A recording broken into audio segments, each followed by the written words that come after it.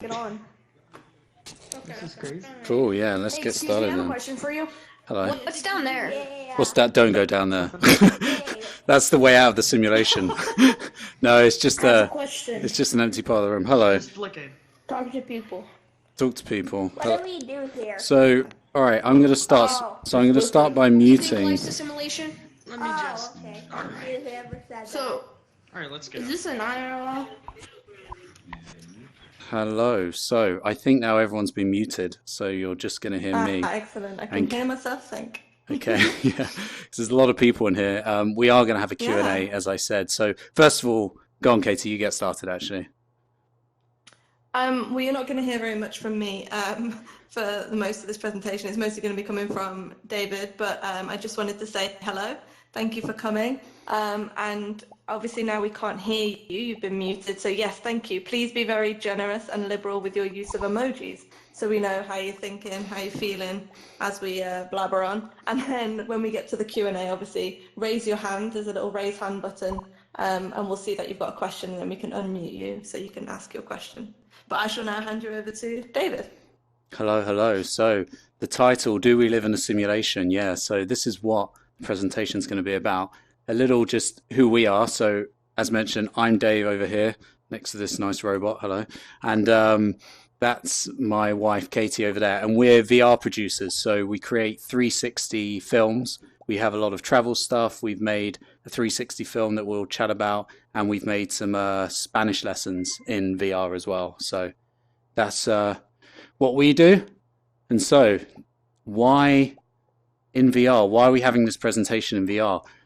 Why are we talking about do we live in a simulation while we're in VR? Personally, I feel like virtual reality is a shared simulation between all of us, and it's really interesting because it's almost a way of sharing dreams and sharing these kind of virtual spaces in a way that we've never been able to do this before, when previously, you know, it's gone from drawing to video, and now we can share these virtual worlds that we're now in. And VR really does force us to confront reality. I'm sure we've all had the experience of playing in VR and then coming out and being like, oh, wow, yeah, I forgot I was, you know, you've changed position in the room, you're facing a different direction. You're, oh, yeah, this is reality. This is reality. But it kind of makes you question, well, is this reality? And then, you know, at various points throughout the day, if you have a little, you know, something in your eye and you have a little glitch in your own vision, you're like, oh, that was kind of happened in VR once, actually. So there's lots of stuff like that. So that's why we're doing this in VR. And also why now? As I mentioned before, we have a film called Living in Sim, which I'll get to, but it's all about whether or not we live in a simulation. So let's carry on. The simulation argument. So who's heard of the simulation argument? If you have, show me some emojis. That'd be great.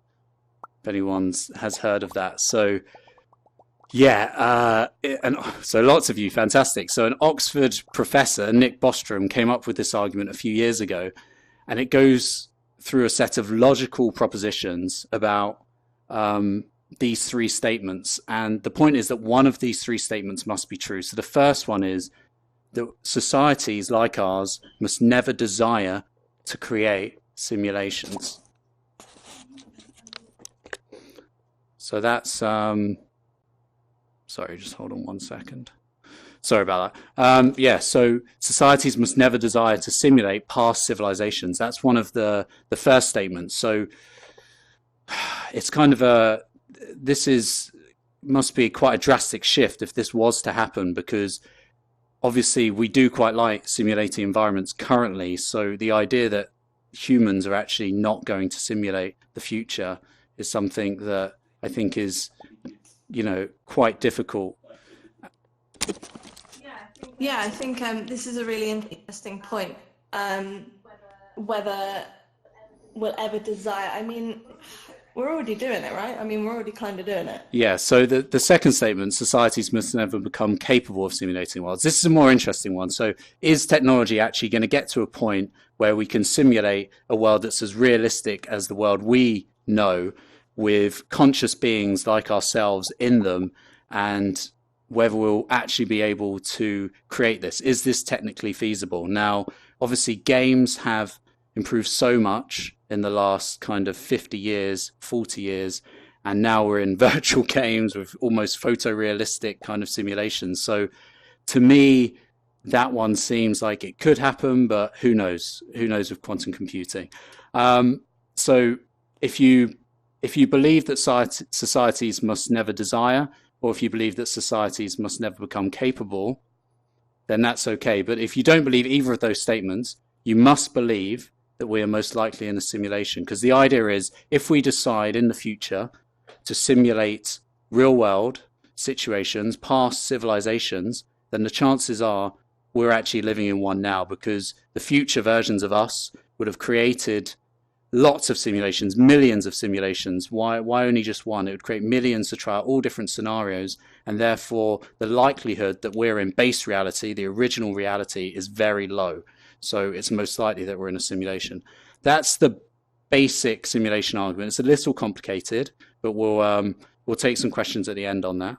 But let's just continue with the presentation. So simulation theory in general is more than just living inside a computer.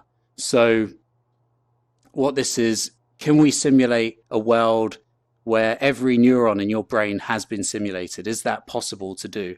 So, and then it starts to ask questions of what actually exists in the world. Is the entire universe simulated? So every galaxy, has that been simulated? Or are we in some way being tricked when we look through telescopes and various other means we use to explore the universe around us? Is there some kind of trick in the simulation? And perhaps it's more local. Perhaps it's just our solar system, or maybe it's just our planet. Maybe it's just our country, or just a few people and the towns they live in. And we start to get to like, is it more like the Truman Show? And, you know, it's just you right there who happens to be living in a simulation and no one else. So there's lots of kind of different versions of this. And so you can kind of get to a point where you start asking the questions, are others conscious? Or is it just me that's conscious? Am I the only conscious individual in this world? In which case, you know, it can get a bit lonely perhaps. But I mean, I don't personally believe this. I believe there are other conscious people like my wife, and probably like most of you. I don't know. Some of you, I guess, could be AIs. You could be bots. But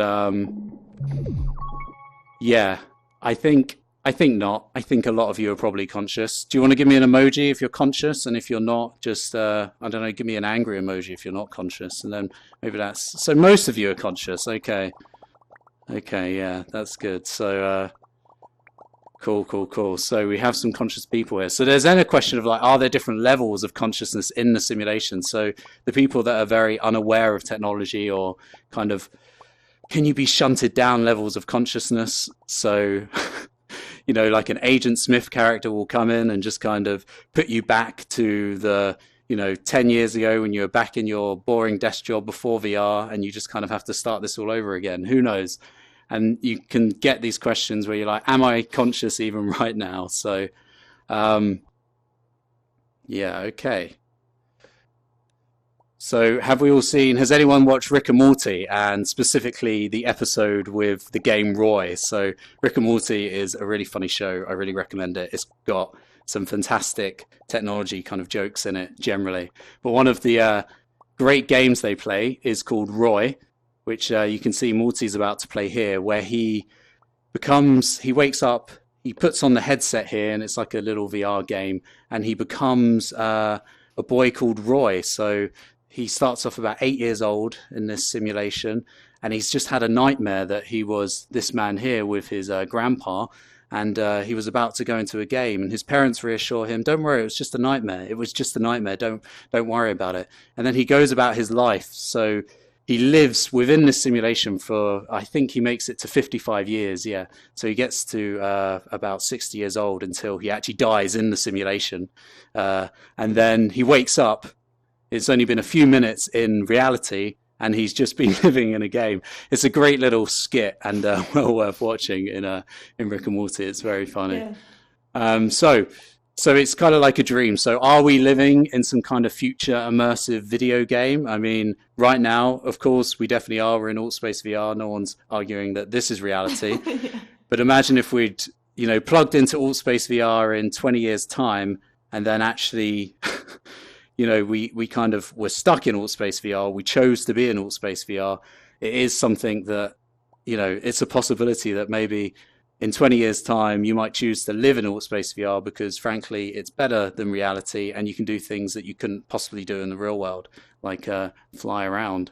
So who knows? So there's a few theories. Are we just brains in a vat of our future selves to preserve life, to preserve our consciousness? Or perhaps we're kind of our ancestors, so people, our future generations, so our children, our children's children, perhaps are traveling through our genetics somehow in some kind of weird future technology where they can use genetics to do some kind of time travel and live out the lives of their ancestors. It's again a possibility. Or perhaps a future version of yourself could in fact be doing some kind of drug hallucination, some kind of DMT-like experience, and they're actually just kind of, you know, you've taken some kind of hallucinogen and you're tripping in your own brain for maybe, you know, 20 minutes or a few hours in real life, and it feels like years and years and years. So all these are kind of possibilities that are open with simulation theory in general. So you get to a question of who actually believes in simulation theory. So I've said quite a few things. So generally, the idea of simulations is that you're living inside a computer simulated reality, perhaps using quantum computing or something along these lines. So the main proponents are Nick Bostrom here, who's kind of dressed a bit like the Terminator, if you can see that, which is quite funny. You've got Elon Musk, who famously is the founder of PayPal, Tesla, and SolarCity, and SpaceX, of course, an entrepreneur, very famous. I'm sure most of you know who he is. And that was him on the Joe Rogan Experience, smoking weed. I just love that photo. But anyway, he firmly believes that we do, in fact, live in a simulation, and puts the odds at billions to one that this is base reality. And he is much smarter than me, and I assume most people in this room. I don't know how many PhDs we have or various highly intelligent individuals here, but a very intelligent man, a very successful businessman that believes it, as is the man under Elon. That's Sam Altman. He runs Y Combinator, which is a Silicon Valley startup kind of investment fund. So they invest in startup companies. And he has come out and said that there are several tech billionaires who are in fact trying to hack the simulation that we currently live in, and have startups which are trying to do exactly that he's invested in. So there are people who are trying quite literally to hack the simulation that we live in. So that's quite an interesting idea if anyone manages to do that. And someone like George Smoot here is another professor, a Nobel Prize winning physics professor, who has recently come out with a series of experiments he wants to run to try and prove that whether or not we do actually live in a simulation. So he has some experiments, real physics experiments here. This is a real physicist, Nobel Prize winning physicist, that wants to try and do some experiments to kind of, you know, determine whether this is a simulation or whether it is not a simulation. So there are a lot of people kind of looking into this and thinking about this. So here's what Elon Musk has to say on it. It's just a very short clip, 30 seconds. So I'll just let him talk for 30 seconds. 40 years ago, we had Pong, like two rectangles and a dot. That was what games were. Now, 40 years later, we have photorealistic 3D simulations with millions of people playing simultaneously, and it's getting better every year. And soon we'll have virtual reality, augmented reality. If you assume any rate of improvement at all, then the games will become indistinguishable from reality. It would seem to follow that the odds that we're in base reality is 1 in billions.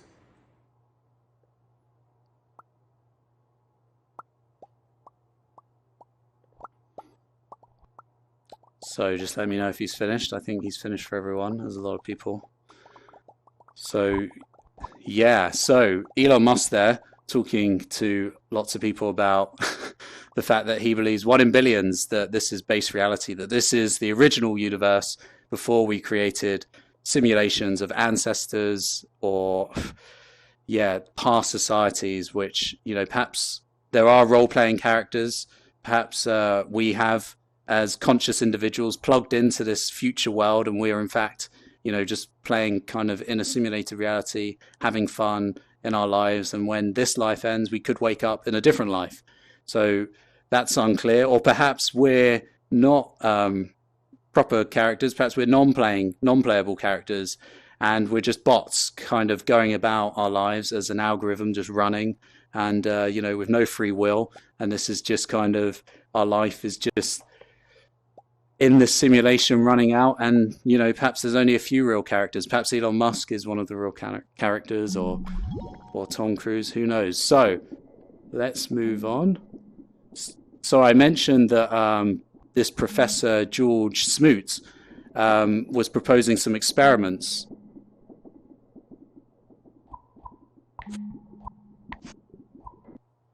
Sorry about that. I was getting interrupted by someone. So George Smoot was proposing some experiments in physics to determine whether or not we actually live in a simulation. So interestingly, the New York Times had an op-ed by another professor who was talking about that we definitely should not try and figure this out. So his argument is, this was posted in August this year, if we are actually living in a simulation, is it a good idea to kind of test the boundary of the simulation? So I'm going to just read a quote here. I'm going to read it just out loud, because I don't know how clear it will be. So, if our universe has been created by an advanced civilization for research purposes, then it is reasonable to assume that it is crucial to the researchers that we don't find out that we're in a simulation. If we were to prove that we live inside a simulation, this could cause our creators to terminate the simulation to destroy our world. So this is posted in the New York Times as an op-ed a few months ago.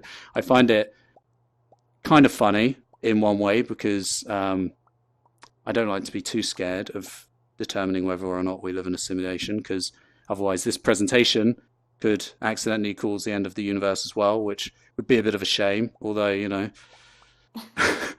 I don't know what to say to that, Katie. What if we did accidentally just end the universe right now? I'd be pretty annoyed at us. It's a risk we're running, but it is a risk we're running. We would be pioneers. We would be pioneers. And I've just sunk into the floor. Oh no, I've come out again.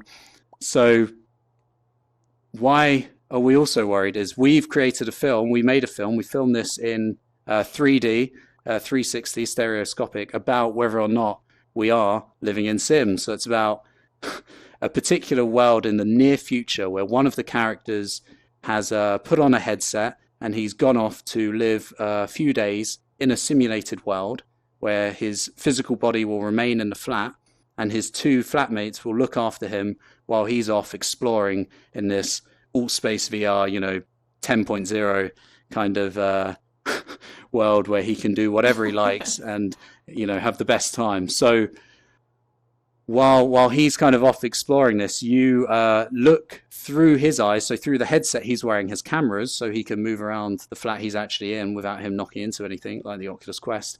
And so you see from those cameras, so you get to see his housemates and what they're doing around him while he's living in Sims. So that's the kind of premise of the film there. So we're slightly concerned that this film might actually cause the end of the universe as well. So we have our concerns. Yeah. Pretty risky. It's pretty risky business. We've entered it in some film festivals. So one of the things we wanted to share with everyone here today, if you go on after this meeting finishes, if you go to livingin.sim.co.uk, we're British, if you couldn't tell from the accent, we're from Britain, yeah, so livingin.sim.co.uk, and you sign up to our mailing list here, Reality in a Nutshell. You'll get a weekly email, which is on Fridays. We send out kind of our favorite VR stories or XR stories, all about the AR space, XR space in general. And we're just kind of trying to get a mailing list with kind of fun stories from the week, like what kind of made us think the most, like, wow, with VR, or some cool experiences we tried out. But as well as that, you'll get the trailer for the film, and it has got some adult themes in. I noticed there was some younger voices when we had before everyone was muted. So there are some kind of drugs and swearing in this film, so it's not suitable for everyone. Just to put that out there. So if you're under the age of 18 or 21, is it in the US? I'm not sure, Katie. Yeah. I don't know what the rules are. I don't know what the rules are, but you know, it's going to be on YouTube. So Yeah. we'll share the link if you sign There's a up. warning. Yeah, if you sign up to our mailing list on livingsim.co.uk, I'll be sending the trailer out for this film, which isn't out yet. It's going to be hopefully at Sundance in January and a few other film festivals next Fingers year. crossed. Fingers crossed. So yeah, so if you join our mailing list, that will be happening. And the other thing that we wanted to talk about was tweeting Elon, because we're using a bit of his voice in the film, and we're kind of unsure whether we're allowed to do this. We're hoping it's fine. I mean, we're assuming Elon's not going to mind. Obviously, to get his attention is hard to do. So we're hoping some retweets Yes. from our latest tweet that we just put out. It's on the Altspace event page is our Twitter handle. It's at Morning Calm Blog is our Twitter handle. So if you could retweet that, that would be great, because maybe Elon might see it and then he might think, oh, these guys seem cool. I'll let him use my voice. It's only a short little clip of. That would be great. It would be great, yeah. So I'm going to open this up to people now. So that's kind of the end of the. Go on, Katie. I wondered sorry, just before we did that, I wondered it would be quite interesting to see if we go back to the simulation argument. Oh, yeah. What the split is in the room as to kind of who thinks what is the most likely option. I'd be quite interested. Has it gone back? To kind of find that out. Yeah. Yeah, it's gone back. Okay, good. So, yeah, let's see. So the idea of this argument is that one of these statements must be true. So before I unmute the room and kind of give people a voice, let's kind of decide on this. So the first one is societies must never desire. So who believes here? I think if you believe we must never desire, let's stand right at the back over here. I'm going to teleport right to the back of the room, and I want you to stand here with me over here and wave my hands now. If you believe, oh, my sensors aren't very good, but yeah, if you believe we'll never desire to create a simulation, come stand with me here. If you believe the second statement, that societies must never become capable, do you want to stand with Katie? Where are you going to stand, Katie? Do you want to stand? Yeah, I'll stay where I am. So I'll stay where I am. And right we at can the all front. Stand over here in front of the screen. In front of the screen, okay. And if you believe we live in a simulation, why don't we stand in the center circle there? So I'm going to stand in the center circle. Stand in the middle. Because that's what I believe. So I want to know how many people think we do actually live in a simulation. How many think we'll never become capable? So technology will never reach it. That's me over here. That's Katie at the front. So if you think we'll never become capable, maybe we'll get wiped out by climate change before we get the chance to create the technology. Maybe we'll just never manage to figure it out. But if you think that's likely, stand with me. It could be. It could be right, that. On the journey to create these simulated worlds, we perhaps create some technology that destroys us first. So maybe AI will destroy human civilization before we manage to create simulated worlds that are good enough. So. Oh, that'd be a shame, yeah. Kick in the teeth, yeah. I think I've got about 15 people over here with me. Well, I think I've got the majority. How many have you got over there, Dave? I don't know. It seems like quite a lot over here, right? Do we think we've won? I think so. Give us some emojis if you think we live in a simulation has won this debate. Then for the argument, I definitely think so. Yeah. I mean, it looks like it to me. Also, I would definitely be standing there. To be honest. Yeah. I'm kind of debating between 2 and 3. So, all right, I'm going to get back. If I can teleport around people, I'll just walk through them. I'll get back to the front, and then let's open this up a little bit. So, if anyone has a question, please raise your hand on the audience, and I'll select you on the audience participation thing, and you'll have a speaker. And if you come to the front, so I'll read out your name. Okay, there's a few people where Icy is first. So if you come right to the front, and then I'll unmute you. And is that you there? No. Is Icy here? Hello? Oh, hello, Icy. Let me give you the floor. So you're now on loudspeaker. So you should be able to project your voice. Hello, how you doing? Hi, can you hear me? I can, David. I can. Oh, I don't no. have to hear anything. Oh, hi, I'm back. Sorry. Yeah, just one quick question. When researchers talk about potentially coming up with some experiments to prove that we live in a simulation or not. Yeah. What form did those experiments take, or what kind of things are they talking about experimenting on? So this Professor Smoot specifically has looked at like quantum field theory and is looking at the quantum world where he's basically looking at the very fabric of reality and seeing if, I mean, it's quite complicated, whether time, basically whether it is quantized. I believe it's something to do with that. It's a bit over my pay grade, to be honest. It's quite complicated quantum physics, if I'm being totally honest, David. But it's quite interesting. I'm going to share with you some links in this presentation afterwards as well. So if you join up to the mailing list, I'm going to share a few more links, or on the YouTube video when I upload this as well. So that will explain a bit more of the detail, because this is quite heavy quantum physics, and to be honest, I don't know enough about it to talk about these experiments, but it's kind of like what they're doing in CERN, but you know, different physical experiments. Do you have anything else? Thank you. Yeah, I'd like to learn more about it. Thank you. Yeah. It's definitely interesting, and I'm scared about it. So next up, Artsy, if you wanna come forward. Hello, you're on loudspeaker. Hello there. Nice avatar. Hey, everyone can hear me? Yeah, everyone can hear you now. Yep. So please do not swear. Alright. Don't worry, you won't. And quick note, sorry if you see my hands doing weird stuff. I have my cat on my lap. Don't mind it. Okay. So, I got a quick question for you, and I want you to ponder this question. So, have you heard of Vocaloid before? Vocaloid? No, what's that? Well, in a sense, like, it's relating to this. So, basically, in a sense, they're 3D models that people have been able to project into our real world. And we have concerts of these. So they're characters that are basically like our real life celebrities. But guess what? If you wanted to, you can buy the program with Vocaloid, and you can make them sing whatever you want, and you can make them sort of like us, like our own simulation if we wanted to. So I it's like see. So few it's kind of we like, might be yeah. Sorry to interrupt. Go on. like we're the Vocaloids, and we're just making more and more and more, in a sense. Like we're discovering that we might be Vocaloids in a sense. They take people's voices and make them into characters in a way. Yeah, I mean, Wow. there's lots of, it's all about these new deep fakes that are coming out, right?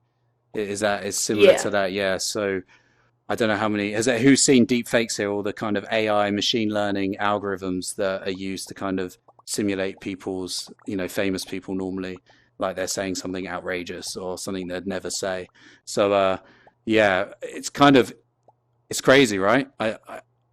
Yeah. It's definitely, we're definitely getting to a point where even watching a video of someone saying something might not be them saying it. It might, be unreal. And this is very new. It's the last couple of years this has come out. So yeah, it's an interesting question. I mean, there's a program called Utah. It's sort of like Vocaloid, and you can put your own voice into it, and you can like make it any type of way. If you put your voice in it, you can make your voice sound female.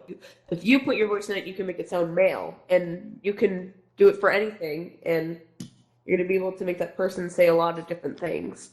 Oh wow, that's kind of scary, right? I mean, it's definitely technology that would be used in a simulation, wouldn't it? These machine learning algorithms. Yeah. So you can imagine perhaps that being fed into a simulated world, so you could simulate old famous people. So in 200 years time from now, we could use the technology to simulate a world where you could have all the people that are alive now that are famous with all the videos of them.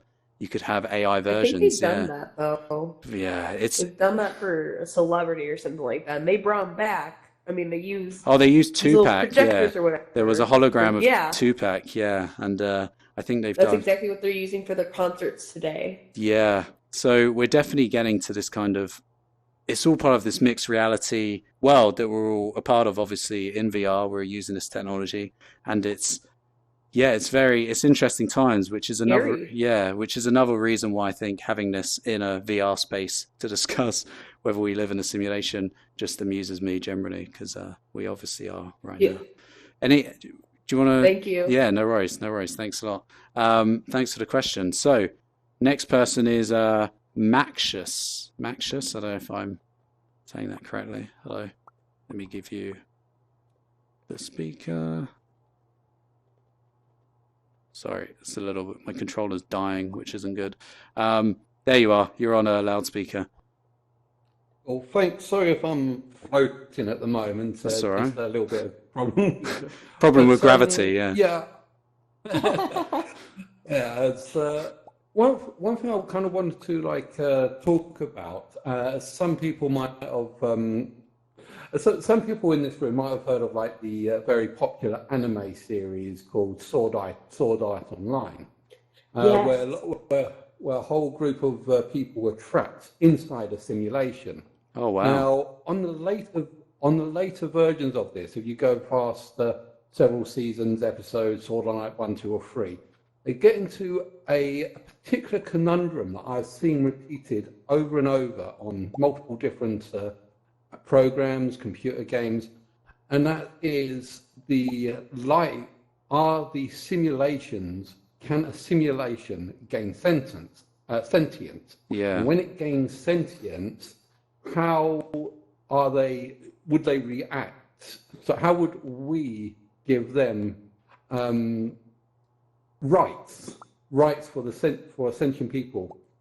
Now, if we look down to real world analytics, think of the simplest form of life, single-celled amoeba.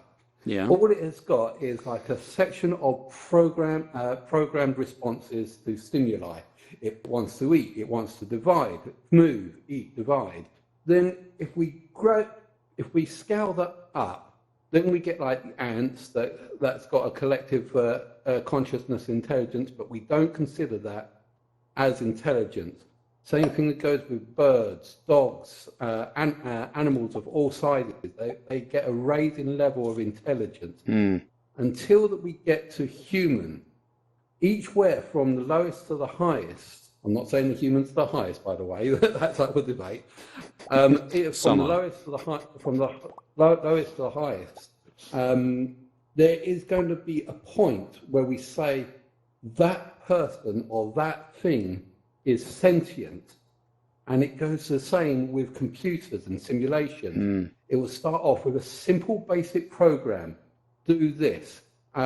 If you look up Landstrom's ant, it's basically how they define the theory of everything, put into a simple program. Landstrom's ant, as one simple program who knows the entire universe and conundrum.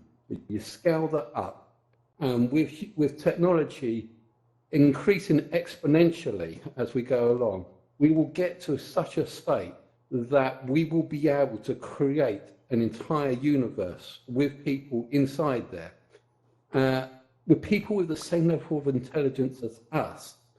But when they get to that level of intelligence, when they get to a certain level of intelligence, would we be able to recognize them as a sentient species, individual from our own rights? It's an interesting question. Yeah, it's an interesting question. Definitely. Has anyone watched this Landstrom? Just out of interest, is anyone familiar with this? What's the name again? Landstrom's ant. Landstrom's ant. Landstrom's ant. Okay. I think it's basically to divide. It's a simple program. It's supposed to divide the theory of everything. If you know everything that's going to happen in the universe, would you be able to predict the future? Now, Landstrom's ant puts the universe to a simple rule or simple task of a black and white square grid, and the ant is in the center. It moves forward one space. If that space is white, it turns left 90 degrees. If it's black, it turns right 90 degrees, and then transforms the grid it's on into the opposite color. So with that as the entire rules of the universe, you can predict what's going to happen like 90 or 100 steps. So I think so. So you think. Yeah. So I guess your question is, as these things get more complicated, how do we decide, are they simulated and do they have rights? Are they conscious? And that's the basic question. Have I got you about covered there? Yeah. Another thing with Landstrom's ant is exactly as you said. At the beginning, you think you understand the prediction of the future, but when it goes and its intelligence becomes emergent, when you go into the rounds of 1,000 steps, you start seeing patterns and series, and before it starts building a bridge, it's theorized that humanity's bridge is going to be when we create the space elevator. Okay. I'm blabbering again. Yeah. So let's just I'll try and answer the question then, or at least give you my opinion, and then I'll let this person in front of me who's waving at me speak in 1 second. Just wait 1 second. If you raise your hand in the group, I'll unmute you as well. Can we create? What happens if we create conscious worlds? This may actually become one of the most important moral questions of our age, because if we do create simulated worlds where there are millions of simulated beings and we put them in torture chambers, for example, you'd have to say this is a very bad thing to be torturing conscious individuals. So even in some kind of, not in a horrible way, but in a world where we're testing out what would happen if there was some kind of asteroid strike or something like this, you could actually create worlds which are nightmares to be in, and there'll be conscious individuals in these worlds. So it's an interesting debate, and it's kind of, I think it could be a very important question. Sam Harris talks about this in his moral philosophy and whether we need to really consider this. So Landon, I'm going to give you the mic as you've been waving in front of me. So, and then how do I do that? Have you raised your hand in the audience? Yeah, there you go. Okay, Landon, you should be on speaker now. Hello. I am on speaker. You are, Landon. Hello, how you doing? I am. I mean, this is like obvious. This is not really a question, but this might happen. What if we die, and when we see the light? Yeah. What if it's us taking off the VR set? Yeah, right. I don't know. Oh, that's a nightmare right there, isn't it? Would you go back in? Would you try? tonight. Would you try another game? Would it be like Beat Saber? Like, it would be like my game crashed. Like I've been stabbed like 1,000 times and my game crashed. Yeah, I don't know. Yeah, that could happen, Landon. That could happen. I don't know. I wouldn't rush it. Or Elon Musk does say one thing about this. He talks about if this world is a simulation, then it must be much more interesting than the real world, because why would you create a simulation of something that's less interesting than the real world? Because you create simulations as games, like our games are more fun than the real world generally. So if this is a simulation, let's have a good time. Let's enjoy our lives and try and help others. And plus, go on. I also just thought of this when you were talking. What if we feel pain, we're like robots in our simulation, living our life. If we feel pain, it's our wires getting cut. Oh no, I have so many questions. Oh wow, Landon. Well, there's a few other people that have some questions. So hold on. I'm gonna leave you off mute. Can I pick somebody? Yeah. Go on. You can pick someone. Why not? Go for it. Who is it gonna be? I choose. There's a guy right behind you who wants to speak. Who did you? Go? Yeah. Okay. I'll unmute. Okay, let's let him Antidote. go. Let's let him go. Okay. I'll unmute Antidote. Let me figure out how to do that. Have you raised your hand? I think you Thank had. you for those I can do the whip. terrifying visions there. That's going to keep me up tonight. Yeah, that is going to keep sorry. you. That's all right. Okay. Hello. Yeah, Can you hear Antidote. Yeah, we can hear you. We can hear you. How you doing? Okay. So how y'all doing? So I just want to say this real quick. So I got to go to the laundromat get my clothes. But technically speaking, on this level of consciousness, this world is ran by negative and positive energy. We're in fourth dimension, operating a third dimensional body, seeing out of two dimensions. We came from the first dimension, and it goes up higher. So technically, if you're looking through this VR set, everything looks 2D until you walk around somebody and perceive them as 3D. So technically, we're seeing 2D. Our bodies are 3D. We're in a 3D world, and our conscious, which is our brain, is the fourth dimension. So when you start to master the fourth dimension, which is inside of you, your mind, and you can visualize things, then you go to the next dimension. So technically, this is a simulation of the fourth dimension, just in small speaking. Yeah, I like the idea that, of course, everything we see and in real life, as in when we're not in VR as well, is just our Yeah, eyes, it's just a signal to our eyes, and it's just our brain's interpretation of reality. It's not actually exactly. objective reality. So in a way, everything is definitely a simulated reality. So I think, Yeah, yeah, it's happened already.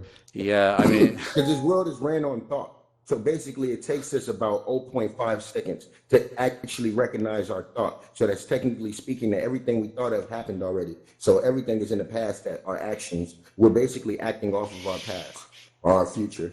So this is a long, deep rabbit hole that they should have more conversations like this in groups of people to open up the eyes of a lot of people, especially like young dude right here, Landon. He sounds like he's like 12, 11, and he's over here talking about this deep talk. That's good instead of him playing Call of Duty, Grand Theft Auto, and not opening his mind, even though they do. I play Fortnite, so don't get me wrong. The game is definitely entertaining, but it's a certain level that you can do consciousness of learning, and then you step into, the actual playing games once you start to recognize what this is all about. But I do want to tell all of y'all, I will be in center stage in about 30 minutes performing my single, La Cheat Code. You can look it up on Spotify and check me out. I am the center stage celebrity. So we're going to get it cracking later on after this broadcast. oh Thank yeah, you and yeah, yeah. everything. Check it out, check it out. Morning Excellent. calm.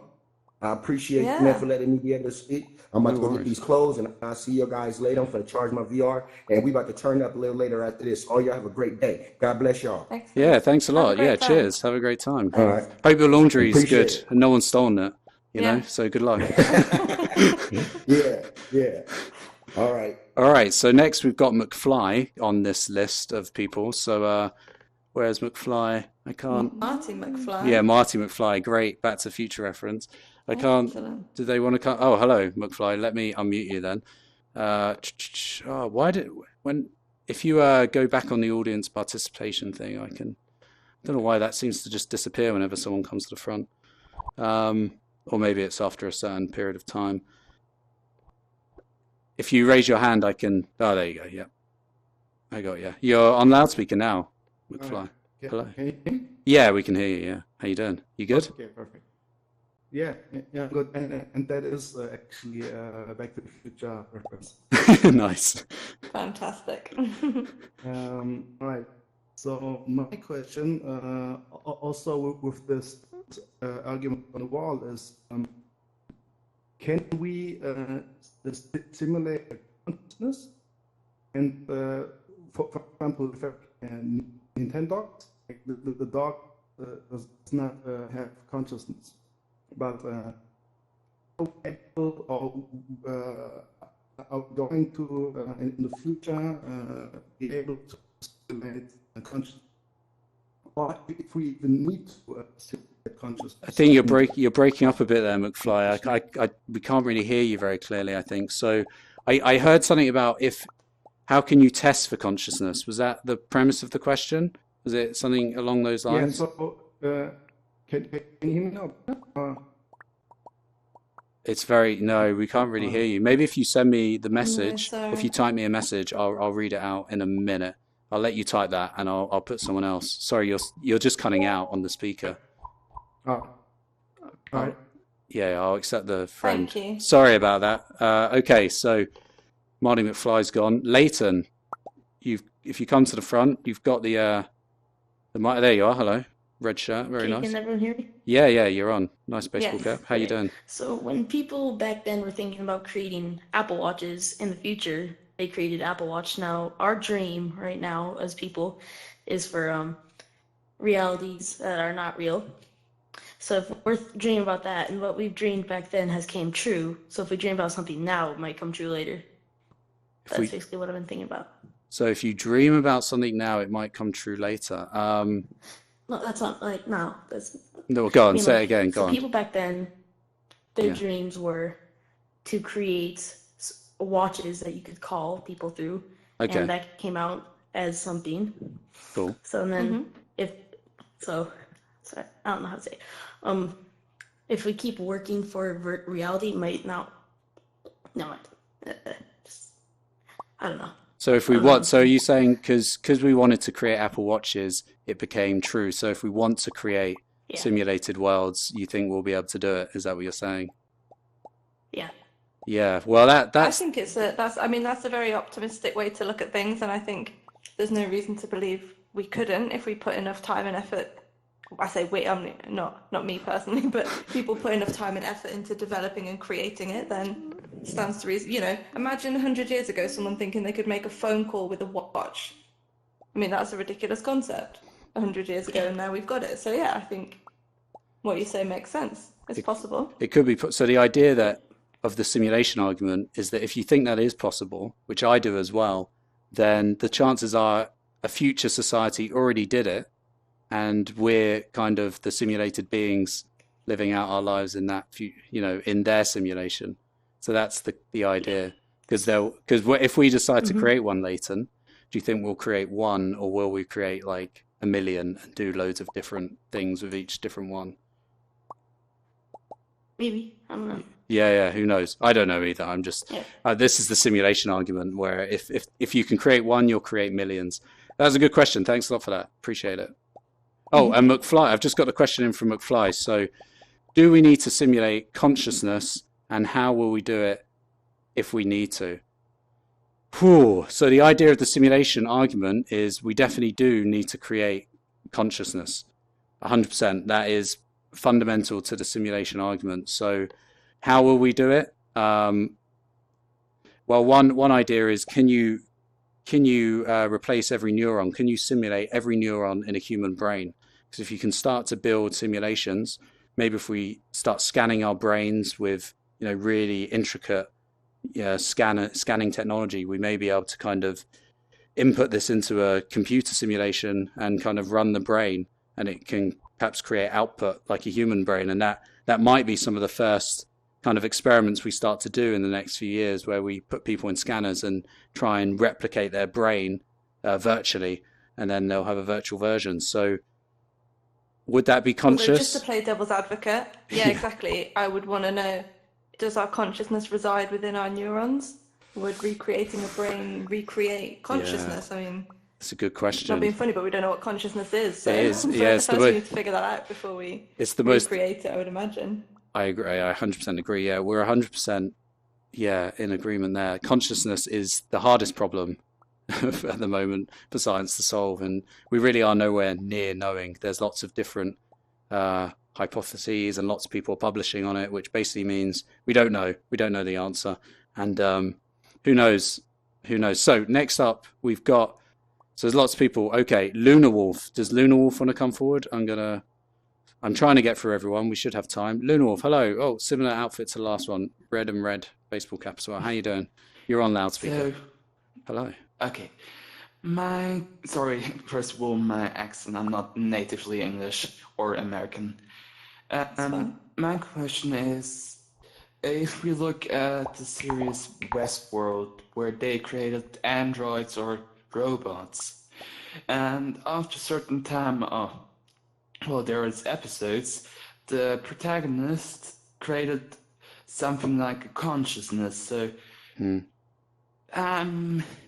my question there is, if this is simulation, which this topic is about, could we, the simulated being, create a consciousness themselves? And like we are debating if is it a simulation or not, and could we comprehend the reality if it really is? Could we comprehend it? I don't know. I'm not sure whether we do live in a simulation or not. I do believe we do, but could we comprehend it? I mean, or basically, go do we even want to know it in the end? Do we want to know? I guess one of the big questions for me is, does it change how you live your day-to-day life if you think this is a simulation? So what I like to think about with that is, when I mentioned earlier about the different levels of consciousness, I want to be an interesting simulation. So if if we are one, perhaps I get a bit more GPU and a bit more CPU, so I can be a bit more interesting to the simulators, so they kind of keep me going. But I don't know. Like, you know, maybe that's about the only way it can impact your life. You just want to try and live an interesting life, but we might be in 10 years, 15 years, we might start simulating worlds with conscious people in. And I think at that point, it's going to become very difficult to establish who is real and who is not. But we'll see if we get there. We'll see. Okay. Thanks a lot. Thanks a lot for the question. That was great. Timothy, you're up next. Yeah, Let's come forward. You're on loudspeaker. I don't know where you are. Trying to find you. Do you come to the front? Oh, walking forward. Hello, Timothy. Is that you? Hello. You all right? Hi. Hey. Can you hear me? Yeah, we can hear you. Yes. I was wondering how far you think we are from passing the Turing test, because you know, simulating worlds, simulating people, simulating beings is going to depend on artificial intelligence. You did touch on the difficulties and how far away you think that is. But, I did a series of videos on artificial intelligence in a video game, and put them on YouTube. I thought, oh, hey, people are going to say this is great. I didn't know this was in there, and this is fantastic. You're glad to hear that this artificial intelligence is so advanced. And people watched it and they said, oh no, there's no artificial intelligence in there. These are all coincidences you're looking at, and you're just imagining things. There's no actual artificial intelligence in this game. So it's like a skepticism for artificial intelligence. People don't want to believe in it, and they think it's a long ways off. You point to all the things that have been achieved so far, and they say, no, that's not really intelligence. So I was wondering what you think, how far away you think, say, passing the Turing test, because I know Ray Kurzweil predicts 2029 it's going to pass. And I believe there's a good possibility of that. I don't want to. No, fair enough. Well, you work in AI, so you know more about this than me. So you reckon by 2029 that Ray Kurzweil is a futurist, for everyone that doesn't know who that is, who believes the singularity is coming, which is when AI becomes super intelligent and we have a super intelligent machine amongst us that, you know, it's called a singularity because we don't know what the world will look like after this point, because it's like having, I don't know, like someone who's 10,000 times smarter than Einstein who can work for us. So that's kind of crazy. So we don't really know. And of course, there's dangers associated with that. So AI is very interesting. I'm reading Stuart Russell's book on it at the moment, Human Compatible. Yeah, his latest book. And the most reserved AI researchers think it's 70 years away, the most conservative, while the most kind of optimistic believe it's a couple of years, 2, 3, 5 years. So these are the experts work in the field that kind of estimate between 5 and 70 years. It's all over. Yeah, and so some of the younger voices, you're definitely going to live through this. That's what that's what it seems like. If you're only in your teens, you're probably going to live to your 80s with life expectancy going up. So you're almost definitely going to live through it. So who knows if it happens soon? I don't know, Timothy. I'm intrigued. I personally think it is going to happen in the next 20 years, because I just the rate of improvement in technology is just immense. It's just crazy when you think that no one even used, you know, like smartphones have just become, everyone uses them all the time now. Like literally everyone's plugged in. You walk down the street, and it wasn't 12 years ago the iPhone 1 came out. 12 years, that's 12 years, and now everyone can't live without it. I mean, it's a mad world we're in with mad technology. So I'm going to take another question. Is that okay, Timothy? Thanks a lot for that. That was a great question. Yeah. Pantsy Fans, great name. I'll try and select you. Oh, it's not letting me. What's going on? Let me select you over here. Okay, yeah, you're on loudspeaker now. Oh, sweet. Okay. Sweet. Can you guys hear me, I guess? Yeah. You hear me? We can hear you. Yeah, it's good. Okay, cool. So this style isn't well organized, so forgive me, but this whole conversation about like is consciousness is it something that we can simulate? I think Yeah. I like to think about things on a lower level, like the building blocks, instead of like our mind or the neurons in our mind, what those things are made of. And there's a physicist named Lawrence Krauss. Have you heard of him? Yeah, I know Lawrence. Well, I Yeah. don't know him personally, but I've read, yeah. So. Okay. So he talks about this this experiment that's been done at CERN, in 2017, or they discovered, or they found proof of the Higgs boson. And what the Higgs boson is, it's a part of the pieces that make up things like electrons and atoms, like things that all matter is made of. And now, so my question is, so they found this proof of this actual thing that is part of everything. It goes through everything.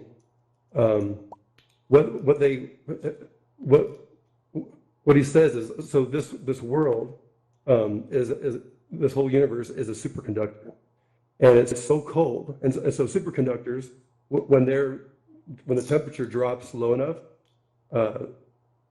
they found that they can pass an electron through it, and it will go forever because the resistance goes away. The resistance is zero. So, and so that's what a superconductor is. Mm-hmm. And so, the discovery of the Higgs boson proved that this universe is a superconductor. So it's acting on the physics of the nature of the world that we're in. So my question here is, if we're able to go to CERN and we have to actually put actual energy in and use actual magnetism and actual physics to do these tests, how is that really going to be simulated? Are the chances of this being a simulation? I think they go down because that energy is real. Like did they simulate the need for energy to do what it does?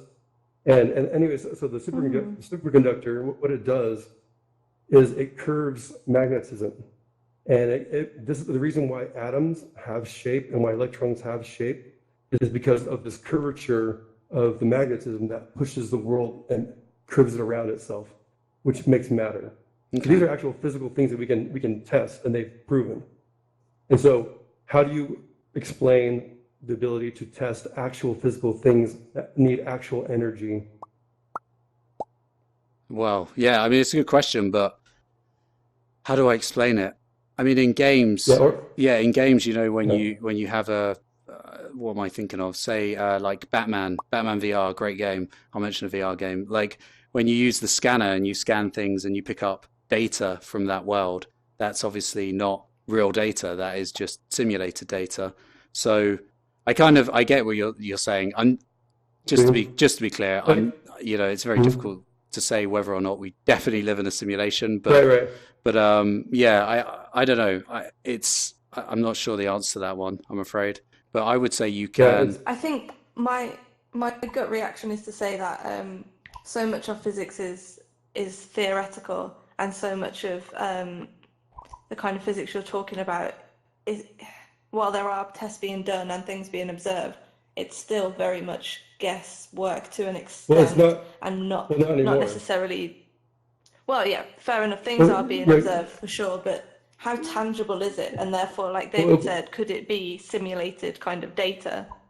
So that's the thing, though, is if it is simulated data, so all 7 billion of us on this planet, are we all in the same simulation? Well, yeah. The people who are at CERN right now doing those tests, are they standing around a room together, all being manipulated? Maybe they are, or maybe. Who knows? Maybe there's only a few simulated people, and Lawrence Krauss isn't one of them. He's one of the bots sent in to convince us that this is real. So, I don't. Everybody except for those in this room are just bots, and we just get fed the simulated information from them. Yeah, I don't think. I'm a robot, and I'm making all this up. Oh, you're just trying to convince us through. Renee, I'm going to get to you next because you've been patiently waiting, and I think we should hear a female voice. Yeah, thank you very much for the question. I think this is very amazing.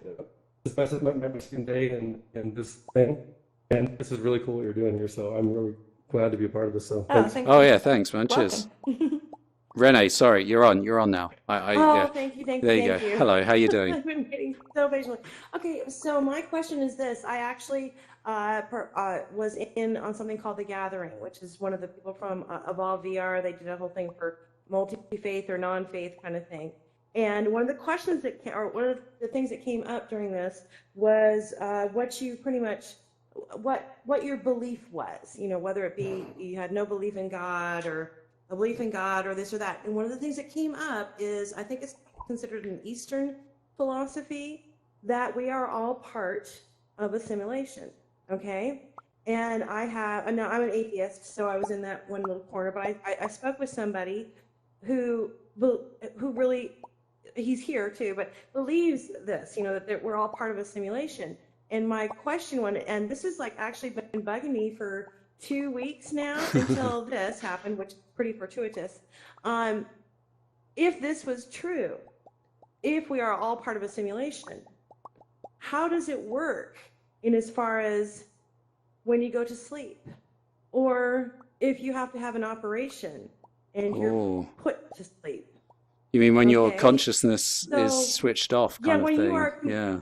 Yes. So how does that all work? Because that is a terrifying thought for me.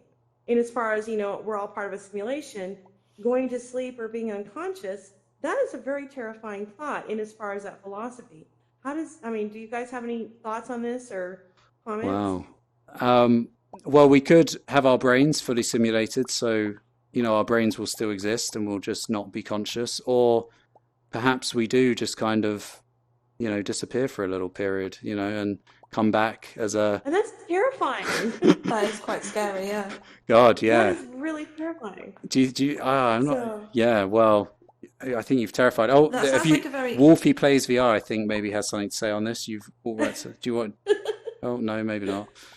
No. Does anyone... I actually recently listened to a talk with, I don't know if you've heard of Professor Brian Cox. He's a British professor at the University of Manchester, and he was heavily involved in the in CERN. Excellent, people know him. And he was talking recently about the simulation kind of question, and how for atheists the concept of living in a simulation can actually kind of play the role that religion does for other people, in terms of there being this sense of a higher being, I guess, would be the simulators rather than a god or a creator. And that actually it may kind of pick up traction as a kind of, with atheists, as a kind of a new philosophy and a new kind way of kind of viewing the world. So that whole thought of being unconscious, that's kind of terrifying in the whole concept of this. So that's just been playing on my mind for 2 weeks now. But it's an interesting point in general, Renee, where people are very comfortable going to sleep at night. And that is switching off your consciousness. Yeah, we all do it every day. And it's something that, you are literally switching off your brain at that point. So it's, I hope everyone's going to be too scared to go to sleep now. So sorry about that. Welcome to Renee's Nightmares. Thank you. Blame her. Don't blame us for that. Blame her. Okay, next up, we've got Thank you for that. Alex BZ. Let's put you on loudspeaker. And it's gotten 10. We were going to stop at 10, but let's just keep going until batteries die or, people run out of questions. So Alex BZ, you're on loudspeaker if you want to come to the front. I don't know. So many people here. I like movies. Hello? You make movies, is that? I'm not sure what was said then. No? No. No? Should we get someone else? Yeah. Okay, we'll get someone else. Alex BZ, you lost your chance. Or do you want to come to the front? You're back on, Alex, if you're there. No. I like boobies. Oh, I see. I see. It was a rude comment. Now I understand what it was. Sorry about that. I didn't hear it the first time, but I heard it the second time. And okay, Coolpy, where are you? You want to come forward? There you go. Hopefully you'll have something more entertaining to say. Go on, you're on loudspeaker. Alrighty. To answer this lady's question, she said she's not conscious in the simulation. Where is she at? I think it's basically you're still here. You're just not receiving or seeing the information.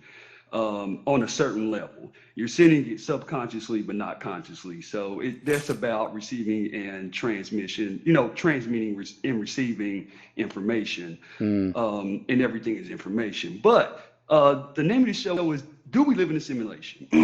I think I can prove it. Yeah? What's your name? David. Yes, David, I believe I can. Go on, Dave. David, Go on. okay. David, I'm asking you a simple question. What is a box? What is a box? What is a box? Yeah. It's a container. It's a container for items. Okay, and what's a container for items? Yeah, it's self-referential, isn't it? I mean, it's a box. Or Now, right. The point I'm trying to make is that we don't know for a T what anything is, but yet we can deal with it. I don't know what the number 1, 2, or 3 is, yet I can add 1 and 2 and make 3. We can deal with information without really knowing what the information is. Because of that, we can't live in what is real. Because if it was real, number 1, it could never differ. You see what I'm saying? And number 2, if it was actually real, we could describe it to an absolute T. But because we can't, we know there has to be some form of it that isn't real, but yet real enough for us to handle. That fits in perfectly with a simulation. It isn't real, but yet it is a reality. It is real in some type of way. So, and then to answer what this one guy said, I think he said, he was talking about how spheres are, how these atoms and things have shape and they have spheres and they're pulled together by magnetism. If you take a straight line and you draw it out as far as you can go into infinity, it must come back around to the point in which it started. The most efficient way, really the only way that phenomenon can occur is by a circle. Now, a sphere is nothing more than 2D circles, an infinite, uncountable amount of them put together. That makes a sphere, because calculus says that if the area of a sphere is what happens when you add up all of the infinite circles that make that sphere, and you add those up, you get the area of the sphere. Golly, I think I was trying to answer another question. I think. Wait, can you answer my question? Can you? Sorry, I got a quick one. Where are you from? Yes. Where are you from? I love your accent. I'm from Knoxville, Tennessee. I'm from Knoxville, Tennessee. Oh wow, what an accent! Sorry, I absolutely love it. It was, I'm definitely. It's so what a lovely accent. Go on, you were going to say one thing about Landon. You were just about to say you asked something else. Yeah, the real young kid. He was saying, if I take how do we know that when we see the white light, we're coming out of the simulation? Oh yeah, wow. That is true. You are. It goes into what the one guy was saying about the dimensions, how you see, how we exist. We came from the first, we see in the second, we interact with the third, and our mind is in the fourth. Yeah. I believe when you die, you are going into the fifth. I believe that there's an uncountable amount of dimensions, and you stretch through all of them. Going to what she says about the atheists and how this simulation thing can help them have a deity of some type. Basically, it makes them comfortable because they're able to see that really you kind of are that higher power. That's your higher self. So I believe we do live in a simulation. It is a simulation of what reality would be if reality was actually here. Now, scientists say that most of the universe is empty space, and it's really true. Most sources say that something came from nothing. That all of this came from really nothing. So if all of this came from nothing, nothing must still be here. This is the dynamics of how nothing works. It works according to how you think it works because it's not actually here.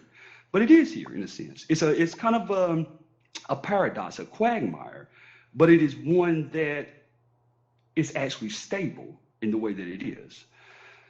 Reality is strange. It's very funny. Okay. Yeah, I mean. Can I ask you a question? Go on, Katie. Sure. If you believe that we do live in a simulation, then has that realization changed how you live or how you behave at all? Basically, it doesn't. And the reason why is because we're organic machines. So we can't really prove that we're even conscious. And the reason why is that your consciousness is almost the sum of all your parts. And you see what I'm saying? And the sum of all your parts is kind of infinite. It's infinite. So infinity is the same thing as nothing.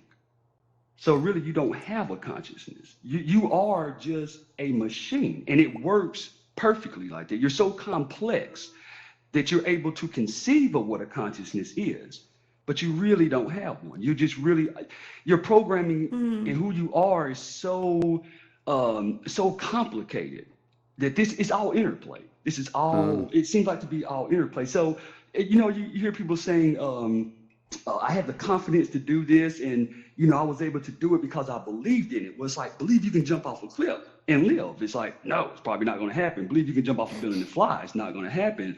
So it says that even though you live in the simulation and you know the rules of the simulation and the fact that it does work off of what you believe, it still doesn't allow you to cheat it in any way. You still have to be in the simulation. So you're saying, I'm basically saying that if the simulation, if you knowing you were in the simulation could change something about you, then it means you're actually smart enough to be outside of the simulation. And if existence in the cosmos as we know it is the simulation, you can't jump outside of it. So no matter how much knowledge you have about the galaxy, it still will restrict you to a certain degree. And we feel this every day. You'll go to work and be like, yeah, I got a great job, but then that job turns out to be just as crappy as the one you had before. Or things like that. It seems that, you see what I'm saying? So no matter how much you learn about the simulation, it just won't let you jump outside of it, because asking those questions is a part of the simulation itself. I think, yeah, I mean, there was a lot. Part of the simulation. I think wondering about the simulation is part of the simulation. I agree with that. I do think I'm conscious, though. I'm gonna debate you on that. I think I am conscious, and the fact that you think you're not therefore I am. makes me think that you're maybe a bot. So you're one of the non-playing characters in my simulation. But I don't think it's just mine. I think there's other real people here. But yeah, maybe you're just a bot. So maybe that's just you. We'll never know. we won't know until later. There's that's part of the fascination. That is part of it. Thanks a lot for that. I love the accent. I loved hearing what you had to say. So next up, we've got guest. If you raise your hand, you need to start on the audience participation thing again. Sorry, and then I'll unmute you. Yeah, there we go. Okay, you should be on loudspeaker now. Can you guys hear me? Yeah, we can hear you. Yes. Lovely suit. Cool. It's a bit trippy. Oh, thank you. I dressed up. So I have a question. So let's say that we are in a simulation. Are we the point of the simulation, or is the simulation even about us? And I guess a follow-up to that is, if we're in a simulation, then what is reality? Because if our creators can make a sim, how do they know that they don't have creators that can also make a sim? Yeah, well, Simulations all the way down. It's simulations all the way down. Yeah. I don't know how to answer that. I'm going to be honest. Katie, do you have anything? Well, the first part of the question about is the simulation even about us? Like, are we the point of it?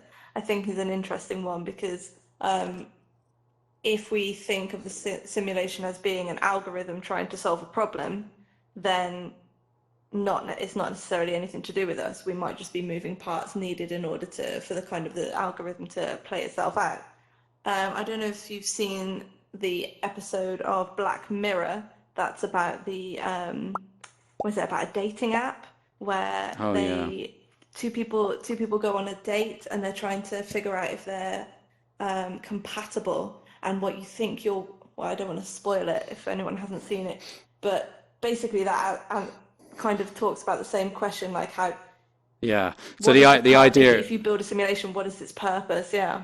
The idea of that Black Mirror episode, it's a little spoiler, but it's not too bad. They're actually inside the dating app. So they are a dating app trying to match people on, say, Match.com or Tinder or whatever dating app. And it kind of is looking at personalities, but running conscious individuals going on dates as a simulation. And so you see it from these conscious individuals' perspective of like, why do we keep going on so many dates and all this? And they're just actually in a dating app. So maybe we're in an app where, I don't know, who knows? We're supposed to, whatever you do, what do you do for a living? Maybe that's what the purpose of the simulation is, for you to find the best ways of doing that. I don't. Yeah. Okay. Then let me ask you this. Then, can we hack the simulation? Can we hack? Well, as I mentioned, Sam Altman, who's Y Combinator founder and millionaire, says many billionaires are trying to hack the simulation. And George, is it Hotz? I forget how to say his name. Had a talk on how to hack the simulation that he gave to Google. That was a bit. It was quite interesting, but yeah. So can we hack it? I don't know. I guess if we do hack it, can they repair it quick enough? Would it be like, we hack it and then they fix it before we, realize, and then they erase our memories, almost like Men in Black style, kind of, who knows? Who knows? So. And also, if we were to hack it, how would we be able to be sure that what we hacked kind of out of or into would then be base reality? There would always be the question of, have I just hacked my way from one level to another, but I'm still within the simulation? So, yeah, I don't know. All right, we've got Pantsy Fans, who, thank you for the question. Thanks for that. That was great. Sorry. We've got Pantsy Fans, who I'm going to give the speaker to, that you've come back into the question. And there's Corpy as well. So if you... Pantsy Fans first, where are you? Hello? Am I on right here? Oh, here. Yeah, we can hear you. Yes. Oh, so just to ask you a question. So if we hack the simulation, what's our goal? Are we going to hack it and read the logs? Or we're going to access the API and describe the entire code base, or what's going to happen? Personally, I want to hack it and just give myself loads of money in this world so I don't have to work again and can... Maybe that's what the billionaires want to do. Cheat codes, to be honest. Yeah, some cheat codes would be great, right? So is the point to hack it and run our own subroutine and use the power of the simulation to run our sub process, which gives us more money in our bank account? Well, perhaps the main goal should be to try and make sure we don't get switched off. Perhaps that would be the goal, because that's kind of the scariest thing, that we could just be switched off, right? The entire world. But yeah, well, maybe. What do you think? Creators? Yeah, it's possible that our creators are just renting hosting from AWS, and they have run this program, so they don't actually have access to the physical data center, but they're running a program that has locked the computers up, the servers, but the simulators, the creators can't go to AWS and unplug it, so they're stuck, they're trapped. So we have them trapped, and the program's just running. Oh, I see. So perhaps that's already happening now with AWS, right? Perhaps there's simulations running that you don't know about on servers. Yep. And perhaps all this malware that spreads throughout the world, maybe that's running some kind of simulations or AI or something. Yeah. It's entirely possible, right? Thanks. No worries. Stuffed Boy, go on. I'll put you on speaker, so we should be able to hear you now. How are you doing? Hello. I'm sorry if there's noise in the background. That's cool. I mean, there's one thing that I've been thinking about. Like, when you were talking, there's one thing that might prove this theory kind of wrong. Oh, yeah? Which is that if we are in a simulation, that means if we die, wouldn't we just respawn?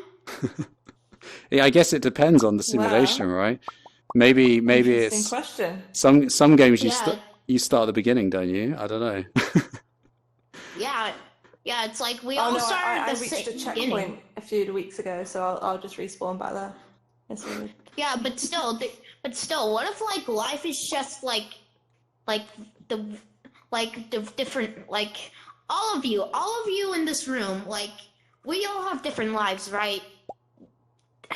Yeah. That would mean that there's different players that are controlling us. Like, for example, like one player does something different, and the other player does something different than the other player does. For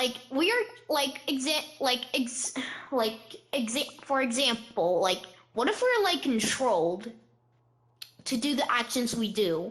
Because I see. For example, Do you feel Because like there's a you're lot under of- control? Do you feel like people are controlling your actions? Just out of interest. Yes, that's what I'm saying. But there's another thing that I want to talk about. Go on. Does anybody in this room know about Roblox? That gaming website. Anyone know? Like, there's different types of games. Yeah, like there's different types of games. Like, and for example, there's role-play games. Like, imagine we're in a role-playing game, and when somebody leaves, that would mean that they have either died or just left their life, for example. Like, I mean, it's kind of deep when you think about it. Like, what if we are in a simulation, and like, what if we're not real?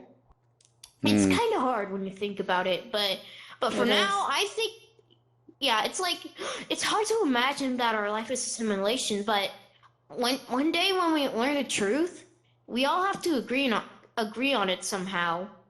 And I know all of you like your life, but we don't want any of our lives to change. Am I correct? So what I'm trying to say is that when you're like, what if we're being controlled by other people to make us do the actions we do? And there's no such thing as there's no such thing as in Free will. like we get Yeah. like there's no such thing as free will, or like we can control ourselves, you know? Like, what if I'm being controlled to say this?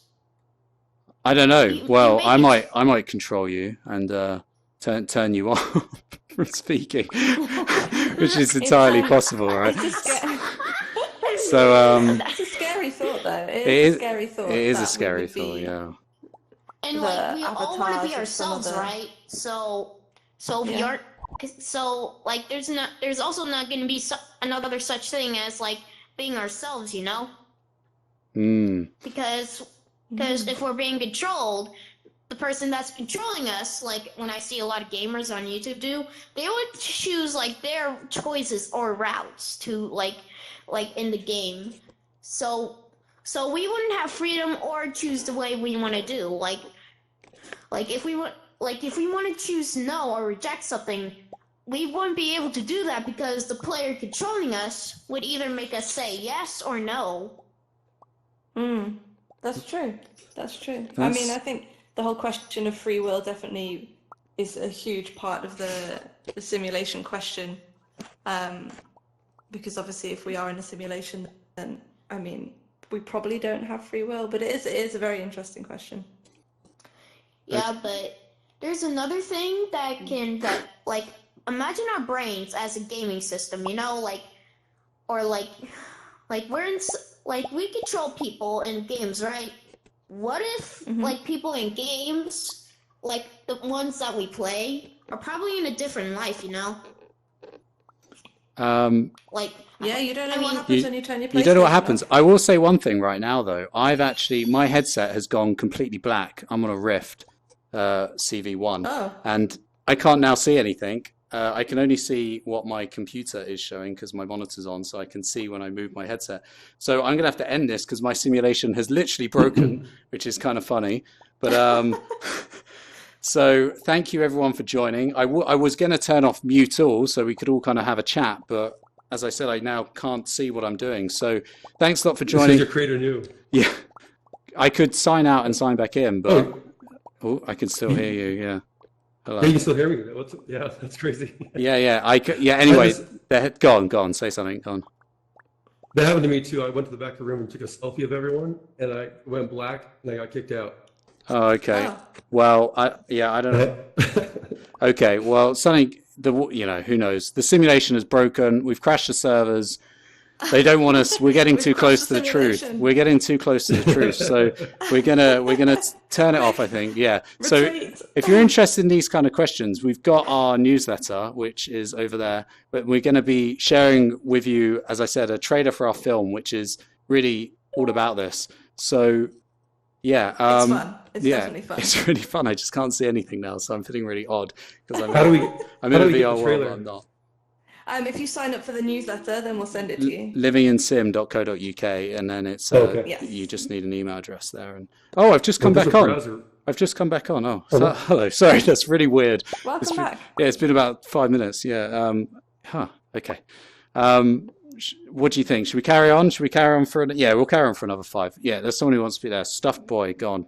I'll give you the. Now I've got some control. Let's see if I can unmute you. If you raise your hand on the thing, I can. I don't know.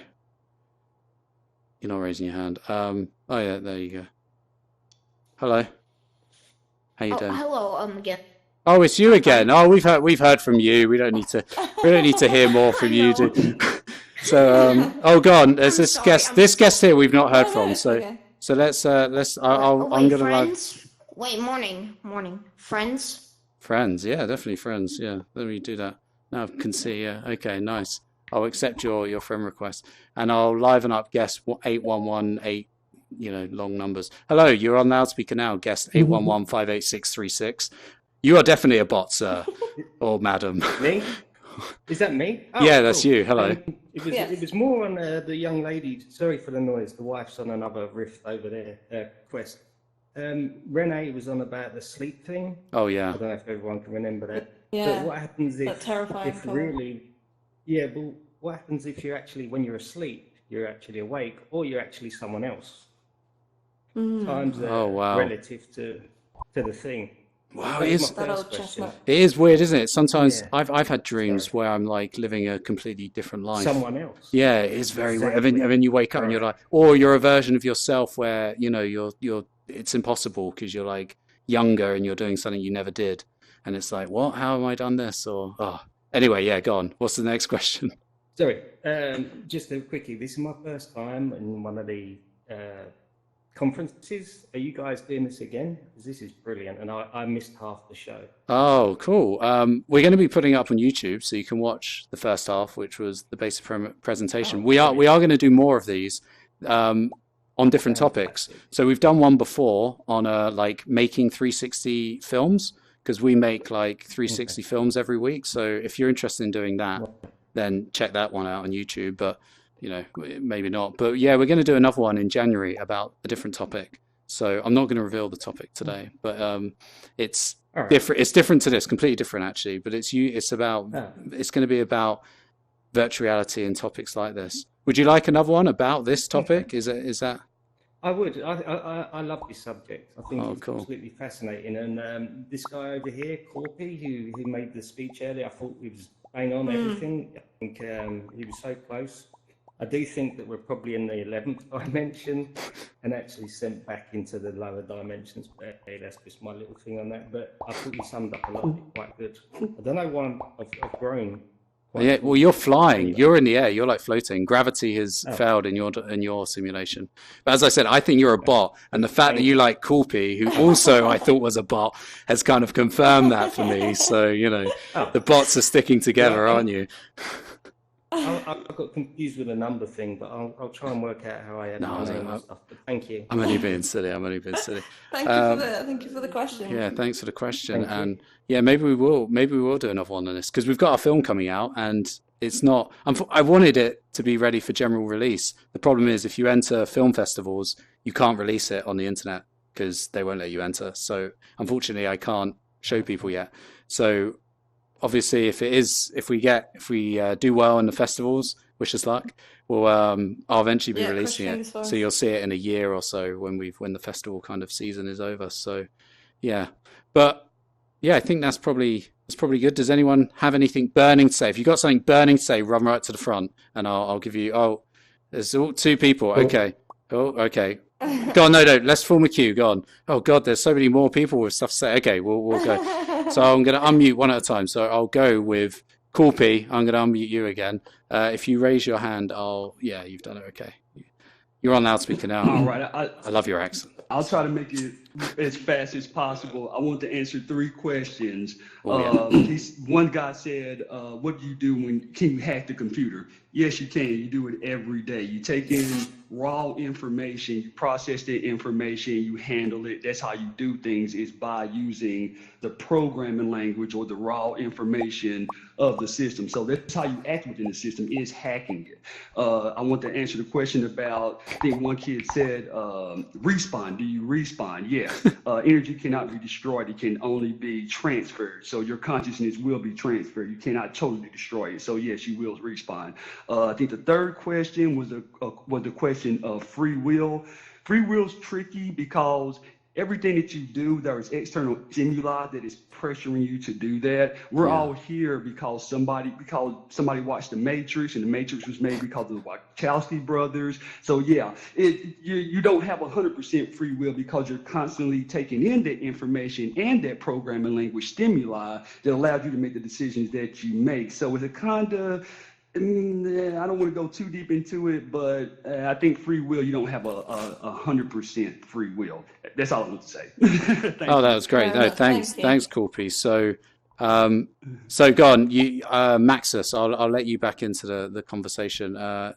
If you raise your hand, so I can, not your physical hand, your virtual participatory hand. If you click on it, I can make it so you can speak. Let me see how I do it. I can't just click on you. I have to. Oh, there you are. Okay. Yeah, there you go. Yeah, I can hear you now. Yeah. I was trying to say by way of thumbs up, but I've already done. I already pressed my raised hand. Basically, I just wanted to say some of the things that Corpy has really just said, has already said. There was quite a few things in here that we said today that I believe I could answer. If respawns, yes, I think we respawn. Sometimes it's otherwise known as reincarnation, or transfer of energy or transfer of life. But the one thing that I wanted to focus on or talk about is, do we have control, or what is controlling us?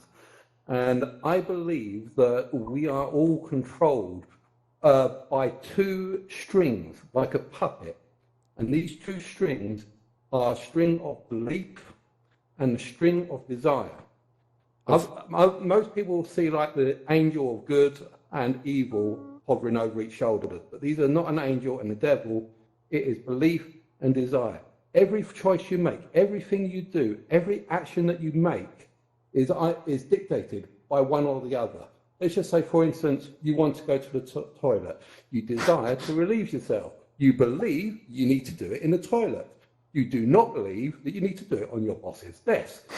Most of the time. Most of the time, yeah. Sometimes. You may desire to do it on your boss's desk, but no, you believe that it should be done in the toilet. So every action you take, everything that you do is already predetermined or controlled by these two strings. All right, that's all I really wanted to say. Oh, that's great, yeah. Theory. Thanks a lot. Yeah, thank all you. right, so anyone who's gone? We're going to wrap this up very shortly, but anyone else with any final words? Over there, Leighton, you're standing right there, so I'll give the voice to Leighton. Go on. Wait, I think my headset's like gonna die in 3 seconds. Oh, 3 seconds. Well, you got 3 seconds. You're on voice. Go on. So about these different realities of each person, I think that's also something that has to be tied up with parallel universes of each different parallel. Like everything's different in each parallel universe. So nothing at all is the same at once. So that is Many Worlds for me plays a big part in the film we've made, Living in Sim, and Many Worlds is the belief of parallel universes. So that's brilliant. I love that. I think that makes up for every decision you make. You have made that decision, but in a different world, and you're just living through the one where you made, this decision, and the other world is being lived out somewhere else. Yeah, that's cool. That's cool. I love the many worlds theory. Let's get yeah. Is there anyone that hasn't spoken, and then we'll let them. Oh, 2 people there. Okay, TJ. Yeah. Okay, TJ, you've got the mic. Don't think you've spoken. So I was wondering, apart from these really interesting philosophical discussions that we're having here, what are some of the more pragmatic implications of the living in a simulation theory? Well, yeah, that's a very good day-to-day. Yeah, it's a very good question. Yeah, I it's a good think question. day-to-day for an individual, there's not too much. I mentioned that you might want to be interesting so the simulators don't switch you off, but that's kind of half joking. But I think if you go back to the simulation argument, and I'm just going to load it up, the three options. If you go back to the three options, I just want to, if number 2 is true, societies must never become capable of simulating worlds. That must mean something's going to happen with human civilization in the next, say, 30, 40 years. So that's something where perhaps it's not something we can do on a day-to-day, but as a society, we may need to think that, there may be some kind of technology we have or we're about to create that could destroy us, or perhaps it's not possible. Perhaps it's just not possible. But, TJ's disappeared. Battery must have died. But, yeah, so that's one way. Oh, TJ, you're back. Hello. Okay. Yeah, so that's one way it does impact us, I guess. Did that kind of answer your question, TJ? I don't know if you're still going to be muted. Oh, you're on loudspeaker again. Did that answer your sorry question? About that internet's a bit spotty. That's all right. Did you hear most of it or not really? Yeah. Yeah, I don't know. Do you have any ideas? What would you do differently? This is simulation. Well, to me, I think it's a very interesting theory, right? I absolutely think it's very interesting. But I just struggle to come up with, aspects to it that are actually going to affect the way I live, so I don't see much of a pragmatic point to it, really. Yeah. So it's probably. I still think it is an interesting philosophical point, really interesting. Yeah, I think it's a lot like metaphysics in general. Philosophy of like metaphysics is very. Absolutely. Yeah, it doesn't. I often find it's not very pragmatic, which is why I stopped reading about it for several years, and I got back into it a few years ago, and then wrote this film, and now I've been reading about it a lot. But yeah, there was a reason I stopped, and that was the reason. But yeah, I agree. It's not particularly pragmatic, but just be interesting so the simulators don't switch you off. That's be surprising. Not everything has to be pragmatic, eh? Yeah, exactly. Yeah, that's true. That's true. All right, well, we've gone 40 minutes over what we were originally going to do. So I think we're going to leave it there for the day. I know a few other people still wanted to speak. About to overheat. Yeah, I think there are a few other people still want to speak. So thanks a lot, everyone, for coming. We are going to hold more of these, I think, because people like them so much. So I'm going to plug the mailing list one more time, just so please sign up for that. You'll get the free trailer for the film, and on Friday you'll get that. And if we hold any more events, which we are definitely going to do, we'll let you know on the mailing list as well. So sign up for that. That'd be great. And please retweet us. Oh, yeah. Retweet our Elon. Retweet to Elon, yeah. Get his attention. On the Altspace page. If anyone's going to hack the simulation, it's him, right? Oh, yeah. Elon is totally going to hack the simulation. He's going to hack us all the way to Mars, which is brilliant. So, yeah, retweet us. It's on the Altspace event page, our Twitter handle and all that. So, and join our mailing list. Thank you so much, everyone. Everyone, give us some smileys. Thank you, everyone, for coming. Thank you. Thank you so fantastic. much. Woo. Cool. Oh, hey, wait, I have something to say. Oh, hello. Before we all go. This is going to be real quick. Promise me. Okay. So I hope everybody in this room, including the host, have a good day, and remember to stay yourself. Oh, that's a better ending than me. I'm upset that I've been outdone by how old are you? Thank you very much. Stuffed boy. I am in middle school, but I'm 11 years old, and I do believe in a lot of stuff, like including mythical creatures. Oh, nice. Like just a lot of people can do stuff, even if we're not controlled. We could still be ourselves. We can, and we can change the world, right? Yeah, we could change the world. We could be like other people. And if we are being controlled, we can call out strike. Oop, I accidentally hit my piano. The real world coming back to ruin this simulated world. Well, thank you very much. much for that very optimistic ending. Yeah, and You're welcome. We'll see you all soon. And yeah, just be yourselves. And remember, love is the answer, I Yeah, guess. keep it real. Yeah, Yeah. keep it real. Haha, what a hug. Oh, group hug. Help, my hand. I am stuck. My hand, help.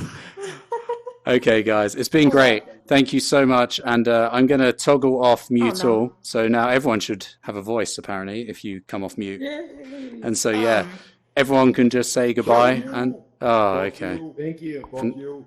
Thanks, mate. Great. Thanks, yeah. Okay, help, my hand is stuck. Help. It's very enlightening. Thank you. Yeah, I hope you got something out of it. Yeah, and I'll give you loads of links as well. It was absolutely shit. Thank you. Change your batteries, swap your batteries out. It might work. All right, cheers. Thank you very much. Bye, everyone. Bye. Bye. Goodbye. This is my Best day. Best day.